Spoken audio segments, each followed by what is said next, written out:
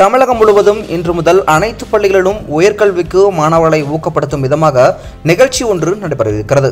அதாவது உயர்வுக்கு படி என்ற நிகழ்ச்சி தான் அனைத்து பள்ளிகளிலும் நடைபெற இருக்கிறது. இந்த நிகழ்ச்சி இன்று முதல் அக்டோபர் 1ஆம் தேதி வரை நடைபெற உள்ளது.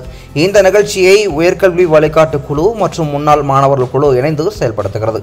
மேலும் இந்த நிகழ்ச்சியுடன் 12ஆம் வகுப்பு முடித்த பிறகு உயர்கல்விக்கு சேராத மாணவர்களை கண்டுபிடித்து அவர்களை மேல் படிப்புக்கு ஊக்கப்படுத்தும் நடவடிக்கைகளும் எடுக்கப்பட உள்ளது குறிப்பிடத்தக்கது.